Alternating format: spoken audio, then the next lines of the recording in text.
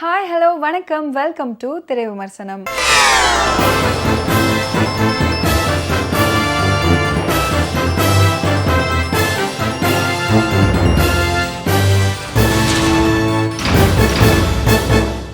இன்னைக்கு திரை விமர்சனம் நிகழ்ச்சியில நாம பார்க்க போற திரைப்படம் ஜே பேபி.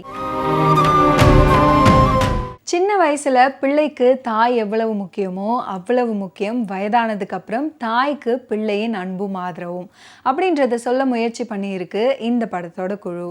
நீலம் ப்ரொடக்ஷன்ஸ், விஸ்டாஸ் மீடியா மற்றும் நீலம் ஸ்டுடியோ சார்பா பா ரஞ்சித், அபய் ஆனந்த் சிங், பயூஷ் சிங், சௌரப் குப்தா, அதித்தி ஆனந்த், அஸ்வினி சௌதாரி ப்ரொடியூஸ் பண்ணியிருக்கிற இந்த படத்தில் தினேஷ், ஊர்வசி, மாறன், கவிதா பாரதி, ஜெயமூர்த்தி, ஏழுமலை, தக்ஷா, மாயாஸ்ரீ அருண், சேகர் நாராயணன், பி மெலோடி டார்கெஸ், சபிதா ராய், இஸ்மத் பானு இவங்கெல்லாம் நடிச்சிருக்காங்க. டோனி பிரிட்டோ மியூசிக் பண்ணியிருக்கிற இந்த படத்துக்கு ஜெயந்த் சேது மாதவன் சினிமாட்டோகிராஃபி பண்ணியிருக்காரு. சுரேஷ் மாரி இந்த படத்தை டைரக்ட் பண்ணியிருக்காரு. ஷங்கர்ன்ற அட்டகத்தி தினேஷ், இவர் ஜே பேபின்ற ஊர்வசியோட இளைய மகன், ஷேர் ஆட்டோ டிரைவர். மூத்த மகன் செந்தில்ன்ற மாறன், ஒரு பெயிண்டர். இவங்க 2 பேரும் அயனாவரத்தில் வசிச்சுட்டு வராங்க. ஒரு நாள் காலையில் சென்னை அண்ணா நகர் காவல் நிலையத்திலிருந்து கான்ஸ்டபிள் ஒருத்தர் உடனடியாக காவல் நிலையத்துக்கு வரும்படி ஃபோன் பண்ணுறாரு. பெயிண்டரான செந்திலும் ஷேர் ஆட்டோ ஓட்டுநரான ஷங்கரும் பதறி அடிச்சுட்டு இன்ஸ்பெக்டர் முன்னாடி நிற்கிறாங்க. இவங்க 2 பேரும் உடன் பிறந்த சகோதரர்கள். போலீஸ் இன்ஸ்பெக்டர் உங்க அம்மா எங்க இருக்காங்கன்னு கேட்கிறாரு. 2 பேரும் பதில் சொல்ல முடியாம திணறாங்க. ஜே பேபிக்கு 3 மகன்கள், 2 மகள்கள், மொத்தம் 5 பேர். இவங்கள யாராவது ஒருத்தர் வீட்டில் இருப்பாங்க அப்படின்னு செந்திலும் ஷங்கரும் நினச்சிட்டு இருக்காங்க.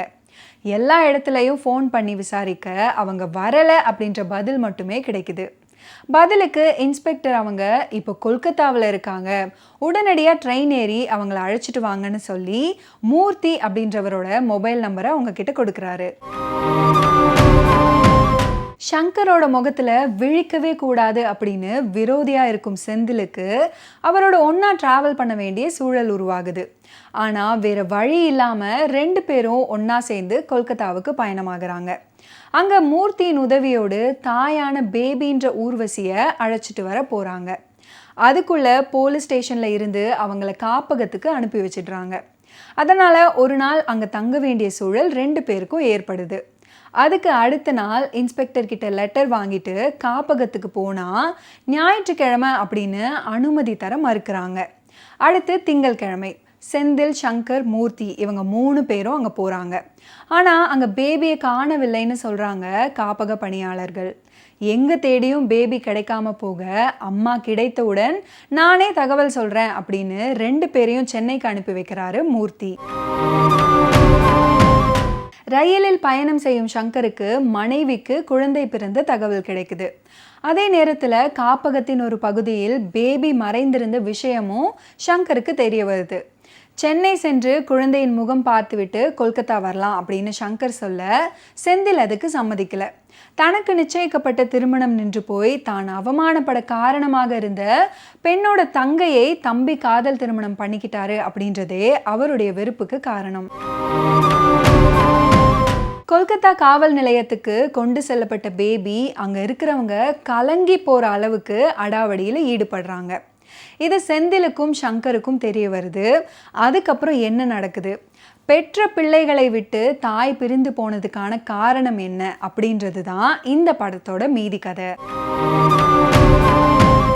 ஒரு நிஜமான சம்பவத்தை எடுத்துக்கிட்டு அதில் உறவின் அவசியத்தை சொல்லும்படி கதை மற்றும் திரைக்கதை அமைச்சு படத்தை நேர்த்தியாக கொடுத்துருக்காரு இந்த படத்தோட இயக்குனர் சுரேஷ் மாரி. கிட்டத்தட்ட 20 ஆண்டுகளாக உதவி இயக்குனர் மற்றும் இணை இயக்குனராக இருந்து இந்த படத்தை கொடுத்துருக்காரு. இவர் இயக்குனர் பா ரஞ்சித்தின் சீடர் அப்படின்றது குறிப்பிட்டு சொல்ல வேண்டிய ஒன்று. ஜே பேபியாக ஊர்வசி எந்த விதமான மிகைப்படுத்தலும் இல்லாமல் அவங்களோட நடிப்பை கொடுத்துருக்காங்க. குறிப்பாக சொல்லணும்னா மனநல பாதிப்புக்குள்ளான தாயாக, மகன்களுக்கு தொந்தரவாக இருப்பதாக வருந்துவது, மனநல காப்பகத்தில் கேட்பாரற்று தவிக்கும் இடங்கள், இப்படி சில. அண்ணன் தம்பியாக அட்டகத்தி தினேஷ் மற்றும் மாறன் இவங்க 2 பேரும் கதாபாத்திரத்தை உணர்ந்து பெர்ஃபார்ம் பண்ணியிருக்காங்க. மாறன் இவருடைய நடிப்புக்கு உதாரணம் சொல்லணும்னா, சாராயத்தை குடிச்சிட்டு சண்டை போடுற இடங்கள், தன்னுடைய திருமணம் நின்றதை விவரிக்கும் இடங்கள், இப்படி சில. அடுத்து அட்டகத்தி தினேஷ், இவர் தன்னுடைய தாயை அடித்து விட்டதாக அவர் உடையும் இடங்கள். படத்தின் உண்மை சம்பவத்துக்கு காரணமாக இருந்த ஜெயமூர்த்தி மற்றும் படத்தில் நடிச்சிருக்கிற மற்ற ஆர்டிஸ்டான கவிதா பாரதி, சேகர் நாராயணன், ஏழுமலை, தக்ஷா, மாயாஸ்ரீ அருண், பி மெலோடி டார்கஸ், சபிதா ராய், இஸ்மத் பானு இவங்க எல்லாருமே கதாபாத்திரத்தை உணர்ந்து நடிச்சிருக்காங்க. டோனி பிரிட்டோவின் சாங் கம்போசிங், பின்னணி இசை மற்றும் கபிலன், உமாதேவி, விவேக் இவங்களோட லிரிக்ஸ் காதுகளை வருடி காட்சிகளோட தன்மையை பல மடங்கு உயர்த்துற மாதிரி இருக்கு. கொல்கத்தாவில் உள்ள நகரங்கள் மற்றும் இடங்களை பறந்து விரிந்ததாக திரையில் காட்டுவதிலும், சென்னை நகரத்து இடுக்குகளில் இருக்கிற வீடுகளுக்குள்ள புகுந்து புறப்படுவதிலும் எந்த குறையும் வைக்காம சினிமாட்டிக் அனுபவத்தை கொடுக்குது சினிமாட்டோகிராஃபர் ஜெயந்த் சேதுமாதவனின் cinematography. Editor Shanmugam Velusamy, art director Ramu Thangaraj, stunt director PC stunts உட்பட தொழில்நுட்ப கலைஞர்களோட பணி படத்தின் நிறைவு. மீண்டும் அடுத்த வாரம் திரை விமர்சனம் நிகழ்ச்சியில் சந்திப்போம். அதுவரை நன்றி, வணக்கம்.